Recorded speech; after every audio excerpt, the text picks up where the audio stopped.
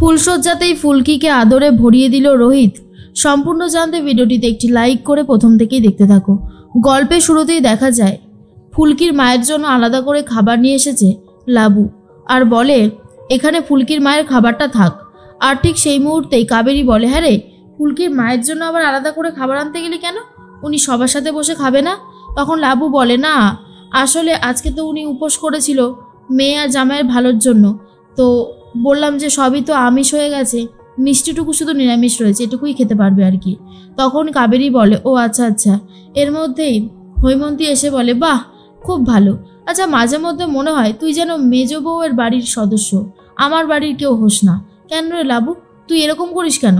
লাবু তখন বলে, আচ্ছা মা তুমি বা এরকমটা কেন করছো? সব সময় তুমি কেন এরকম করো? ভাই আর ফুলকিকে তুমি সহ্য করতে পারো না জানি, এখন দেখছি ফুলকির মাকেও তুমি সহ্য করতে পারছো না। হৈমন্তী বলে, ওদেরকে সহ্য করার মতন একটা কারণও আমি দেখতে পাচ্ছি না যে ওদেরকে সহ্য করব। শোন লাবু, তোকে আমি আগেও বলেছি, এখনো বলছি, বাড়াবাড়ি করিস না, এটা আমার আর ভালো লাগছে না। এর মধ্যেই ফুলকির মা চলে এসেছে, আর তখনই হৈমন্তী বলে, আসুন আসুন, আপনার জন্যই তো আমার মেয়ে তখন থেকে তোড়জোড় শুরু করে দিয়েছে। বসুন, এরকমভাবে দাঁড়িয়ে রয়েছেন কেন? খেতে বসে পড়ুন। মেয়ের বাড়িতে এসেছেন, কবজি ডুবিয়ে খাবেন, তা না হলে হয়? এর মধ্যেই ফুলকি আর রোহিত চলে এসেছে। রোহিত ফুলকিকে নিয়ে আসতেই হৈমন্তী তখন বলে, মেজ বউ তোমার ছেলে তো এরকম আপ্যায়ন আরও অনেকের সাথেই করেছে তাই না? না মানে সেই কথাগুলো মনে পড়ে গেল। অরুণা আর কিছু বলতে পারে না। ফুলকি মনে মনে ভাবে, জেঠিমণি এখনও মাকে অপমান করছে।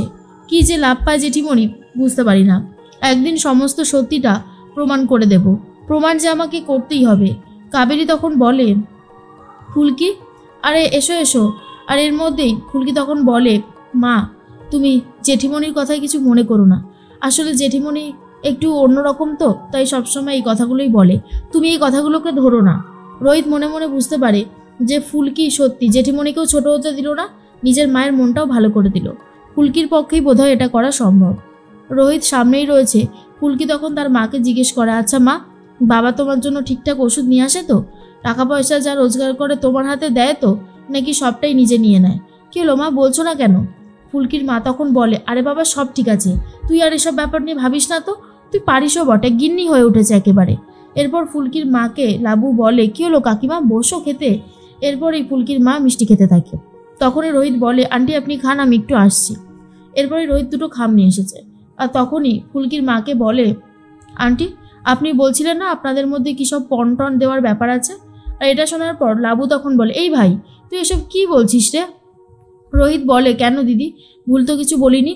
আর তখনই ফুলকির বাবা রুখে আসে আর বলে, এবার তুমি কি বলতে চাইছো? হ্যাঁ, এবার কি তোমাকে পণ দিতে হবে নাকি?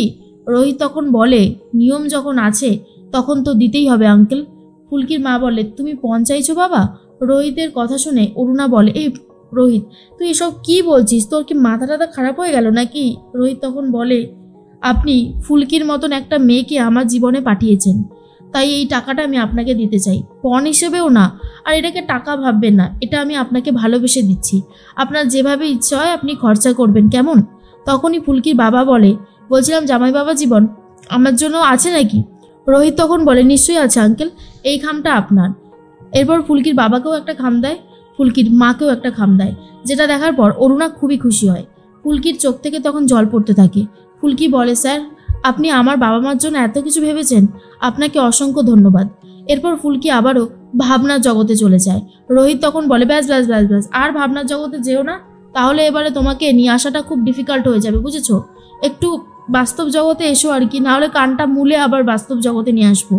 এরপরেই পরের দিন সকাল হয়ে যায়, আর ঠিক তখনই ফুলকি সবার জন্য বৌভাতে রান্না করতে শুরু করে দিয়েছে। লাবু তখন বলে, উফ কি গন্ধ বেরিয়েছে পোলাওটা থেকে, দারুণ। তার মধ্যে পিয়াল এসে বলে, বলছি ফুলকি আজকের পোলাওটা খাওয়া যাবে তো? ফুলকি তখন বলে, পিয়াল দাদা তুমি না আমার দলে, তুমি এখন এই সমস্ত কথা বললে হবে? তখন ধানু বলে, এই তো ফুলকি, পিয়ালদের কখনো বিশ্বাস করবে না, কখন যে দল পাল্টে নেয় বিশ্বাস করা খুবই ডিফিকাল্ট। এর মধ্যেই ফুলকি বলে, তা যা বলেছ। ফুলকি তো খুব সুন্দরভাবেই রান্না করতে থাকে। একে একে খাবার টেবিলে এসে সবাই বসে পড়ে। আর তখনই লাবু বলে, ফুলকি তাহলে আমরা বসে পড়ি, তুমি দিয়ে দেবে তো আজকে? এর মধ্যে হৈমন্তী চলে যাচ্ছিল। তখনই শানু বলে, বৌদি কোথায় যাচ্ছ? ফুলকি খাবার সার্ভ করবে, এসো আমরা বসে খাবো সবাই মিলে। হৈমন্তী তখন বলে, না শানু, আমার খাবার খাওয়ার একদমই ইচ্ছে নেই, তোমরা খাও। তখনই ফুলকি বলে, জেঠিমণি আজকে খাবে না? এটা কি করে হতে পারে?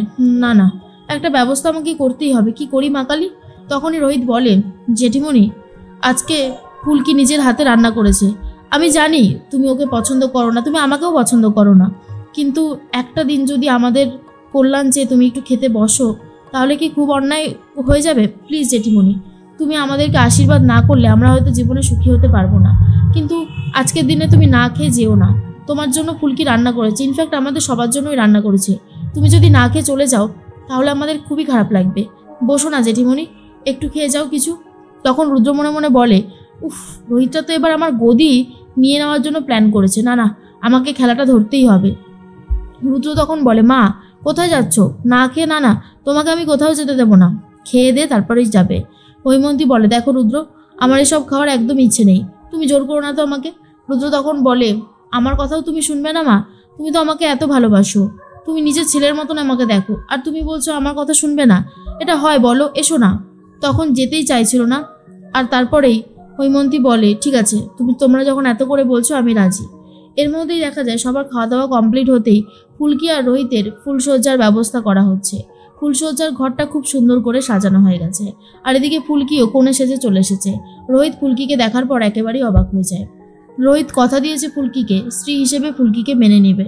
এর মধ্যেই ফুলকির বুক ধুরপুর ধুরপুর করতে থাকে, আর তার মধ্যেই রোহিত বলে, ফুলকি কি হয়েছে তোমার? এরপর ফুলকি লজ্জা পেয়ে যায় আর ফুলকিকে জড়িয়ে ধরে চুমু খেয়ে নেয় রোহিত, আর তখন বলে, এ কি লোডশেডিং হয়ে গেল কেন? চারিদিকে প্রচণ্ড ঝড় বৃষ্টিও শুরু হয়ে গেছে। আর তখন ফুলকি বলে, স্যার এটা কি করে সম্ভব? মানে বলেছিল তো আবহাওয়াটা এদিকে কেটে যাচ্ছে, এরকম হওয়ার কথা না, তাহলে এরকম হচ্ছে কেন? প্রচণ্ড ঝড় বৃষ্টি হচ্ছে আর জল জমতে শুরু করে দিয়েছে। এইসব দৃশ্য দেখার পর ফুলকি খুবই ভয় পেয়ে যায়। রোহিত ফুলকিকে বোঝাতে থাকে, সব ঠিক হয়ে যাবে, এত ভয় পাওয়ার মতন কিছু হয়নি।